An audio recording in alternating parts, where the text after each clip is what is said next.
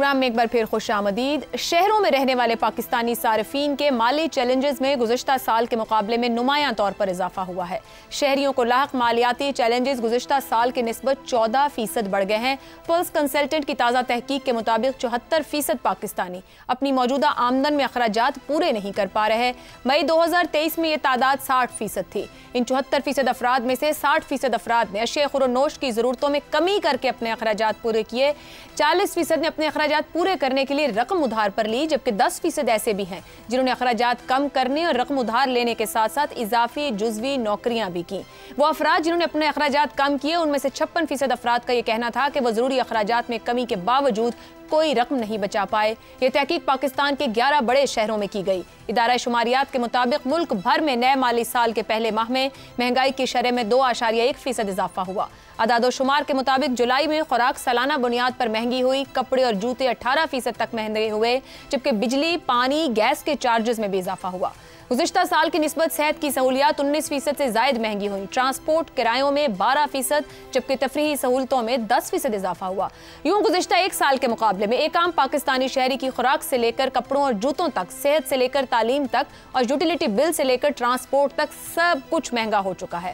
اخراجات کئی گنا بڑھ گئے، ٹیکسز میں بھی ہوش ربا اضافہ ہوا، جس سے آمدن مزید کم ہو گئی۔ حکومت کو کمان سنبھالے 5 ماہ ہو چکے، مگر عوام کی معاشی حالت بہتر کی بجائے مزید خراب ہوتی جا رہی ہے، جس کا اعتراف خود نواز شریف، وزیر اعظم شہباز شریف اور حکومتی وزراء اور پارٹی رہنما بھی کر رہے ہیں۔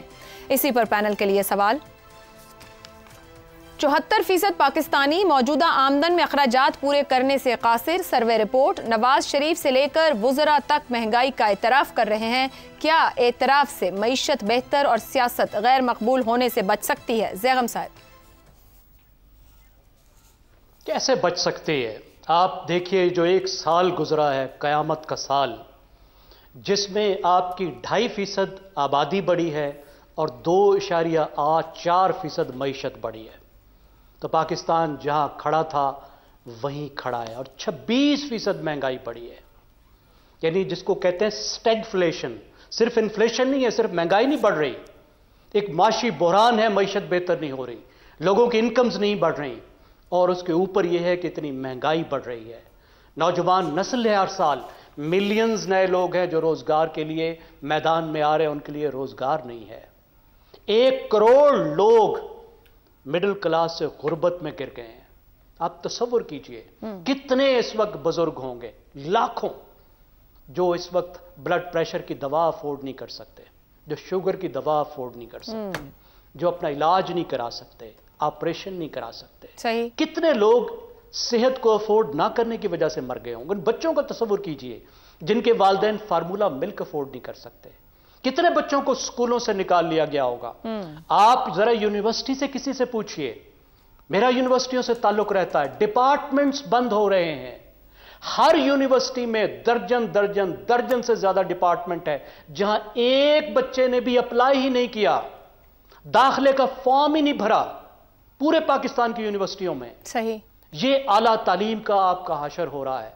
یہ دیکھیے ملک کس طرف کو جا رہا ہے۔ ٹھیک ہے۔ اور یہ سب کیا دھرا ہے پاکستان کی اس الیٹسٹ اکانومی کا، اور اس الیٹ کا، اور ان کی گریڈ کا، اور ان کی غلط پالیسیوں کا، اور اس ہرس کا جو ختم ہونے کا نام نہیں لے رہی۔ ٹھیک زیغم صاحب۔ افتخار صاحب، بجٹ میں حکومتی اخراجات میں 30%، قومی اسمبلی کا بجٹ 46%، سینٹ کا بجٹ 56%، صدارتی آفس کا بجٹ 62%، اراکین پارلیمنٹ کی مراعات میں اضافہ۔ اب اعتراف کرنے سے اور اس کھلی ڈکیتی سے کیا حکومت کو کوئی فائدہ ہوگا؟ عوام کے غصے میں اضافہ کر رہے ہیں۔ کوئی فائدہ نہیں ہوگا، لیکن عوام کا غصہ نہیں اس لیول پہ آیا نا جس عوام لیول پہ بنگلہ دیش میں آ گیا۔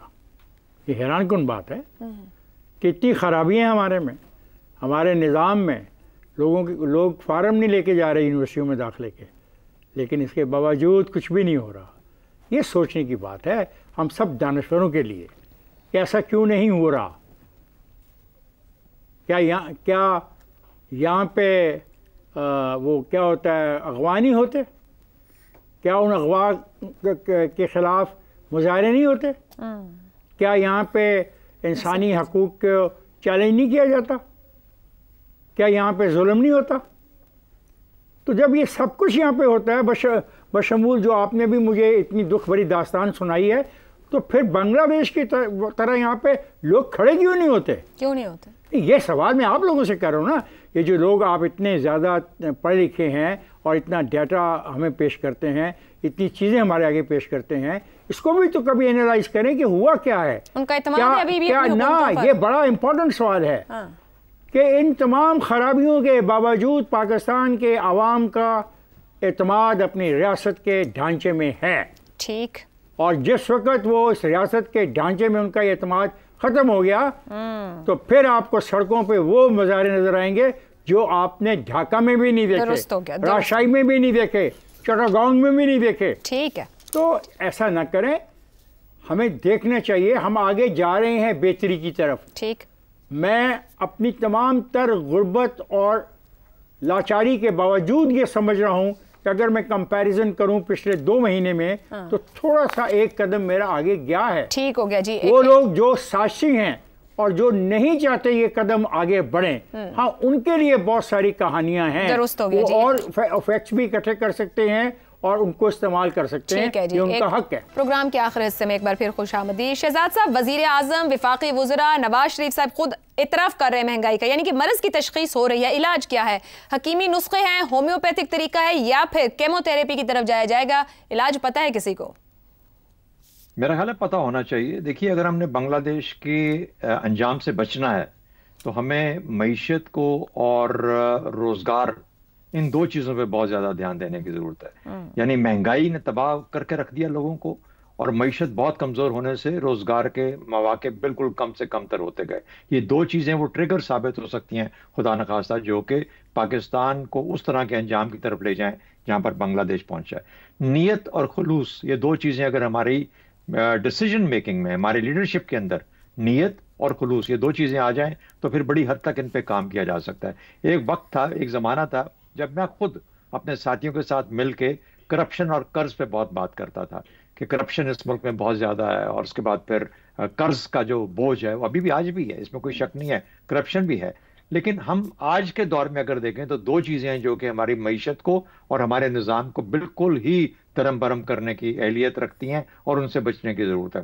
ایک ہے 10 روپے کی یونٹ بجلی جو ہے, جب آپ 70 روپے پہ بیچیں گے, 10 روپے یونٹ جو پیدا ہو رہی ہے اس کو 70 پہ بیچو گے اور لوگوں کو پرووائڈ کرو گے, تو وہ ایک ایسا محرک بن سکتی ہے جو کہ اس قسم کے انجام تک لے جا سکتا ہے. اور دوسری بات, جہاں پر مہنگائی آپ کے ملک میں آپ کہتے ہو کہ ہماری مہنگائی جو ہے وہ 12% ہے, 26% تو فوڈ انفلیشن ہوئی جس کا ذکر کیا, لیکن اوور آل اگر 12 سے 13% ہے تو پھر کیا وجہ ہے کہ بینکوں کا جو ریٹ ہے وہ 19.5% پہ بیٹھا ہے.